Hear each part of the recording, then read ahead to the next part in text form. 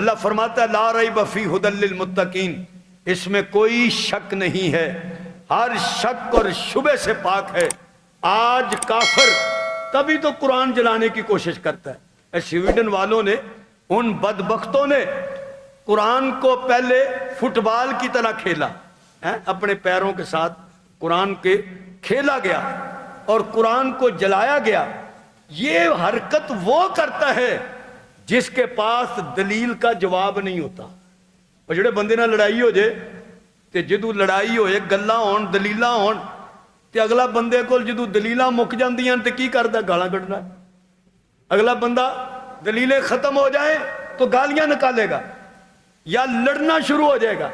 تو کافروں کے پاس قرآن کے مقابلے میں کتاب ہی کوئی نہیں، تو اپنا وہ ساڑ کیسے نکالے؟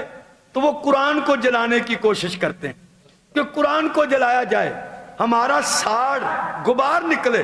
مگر بدبختو تمہیں کیا پتا ہے، یہ تو 1400 سال پہلے اللہ نے اعلان کیا ہے وَإِن كُنتُمْ فِي رَيْبٍ مِّمَّا نَزَّلْنَا عَلَىٰ عَبْدِنَا فَأْتُوا بِسُورَةٍ مِّن مِّثْلِهِ وَادْعُوا شُهَدَاءَكُم مِّن دُونِ اللَّهِ إِن كُنتُمْ صَادِقِينَ۔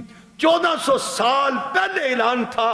او مکے والو، تم کہتے ہم بڑے شاعر ہیں، ہمیں عربی پر بڑا عبور ہے، ہماری زبان عربی ہے، ہم بڑے خطیب ہیں، ہم بڑے ادیب ہیں، جاؤ قرآن جیسی ایک صورت بنا کر لے کر آؤ۔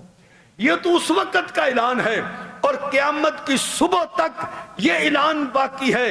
وہ سویڈن والے نہیں، پوری کائنات کے کافروں کو یہ اعلان ہے۔ اور جاؤ قرآن کا مقابلہ تو کر کے دیکھو، کوئی مقابلے میں صورت لے کر آؤ، کوئی آیت بنا کر لے کر آؤ۔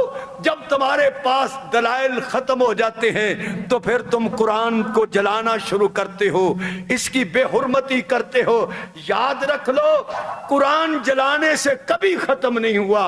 انگریز نے بھی 1,00,000 نسخے قرآن کے کنویں میں ڈالے تھے، جلائے تھے، مگر ایک قاری نے کہا تھا انگریز کو، او بدبخت، تو یہ قرآن کے نسخے تو جلا سکتا ہے، ان حافظوں کے دلوں سے قرآن کیسے نکال سکتا ہے؟ یہ تو تیری کتاب ہے جو لفظوں میں محفوظ ہے، جو لفظوں میں موجود ہے۔ قرآن لفظوں میں صرف موجود نہیں ہے، قرآن تو سینوں بھی موجود ہے۔ تو کتنے نسخے جلائے گا؟ قرآن کا ہر مسلمان کا بچہ قرآن کا محافظ ہے۔ جسے سورت فاتحہ یاد ہے وہ سورت فاتحہ کا محافظ ہے، جسے قل واللہ یاد ہے وہ اس کا محافظ ہے۔ قرآن کے محافظ تو بچے بھی ہیں، بوڑھے بھی ہیں، عورتیں بھی ہیں، جوان بھی ہیں۔ یاد رکھ لے، قرآن کی خوشبو بھی ختم نہیں ہوگی، قرآن کی روشنی بھی ختم نہیں ہوگی۔ اور تجھے تو ساڑ یہ ہے کہ قرآن کی روشنی روز بروز بڑھ رہی ہے۔ یہ 1,00,000 عیسائیوں کا پادری جس نے اپنا نام آج ابراہیم رکھا اور یہ حج اس نے کیا، 1,00,000 عیسائی اس کے ماتحت تھے۔ اتنے سارے گرجوں کا وہ مالک تھا، پادری تھا بڑا۔ وہ کہتا ہے مجھے خواب آئی کہ تو سفید کپڑے پہن۔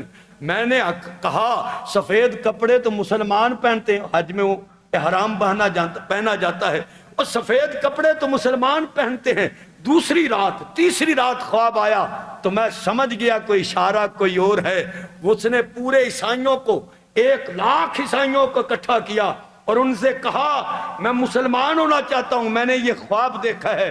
انہوں نے کہا اگر آپ محمد کے غلام بن رہے ہیں تو ہم بھی محمد کے غلام بن رہے ہیں صلی اللہ علیہ وسلم۔ وہ تمہیں ساڑ یہ ہے، تم قرآن کو مٹانا چاہتے ہو، اللہ قرآن کو پھیلانا چاہتا ہے۔ تو ہمارے حکمرانوں کو بھی چاہیے کہ ایسے بدبختوں سے، ایسے ملکوں سے کم سے کم اپنا کو تھوڑا بہت بائیکاٹ کا تو اعلان کرے، ان کی مصنوعات کا اعلان کر کے اپنے غیرت ایمانی کا اظہار کریں۔ اور ہمیں بھی چاہیے کہ پتہ چلے کہ یہ سویڈن کی بنی ہوئی چیز ہے، اسے نہ لو، اس کا بائیکاٹ کرو۔ یہ اپنے ایمانی جذبے کا اظہار ہے۔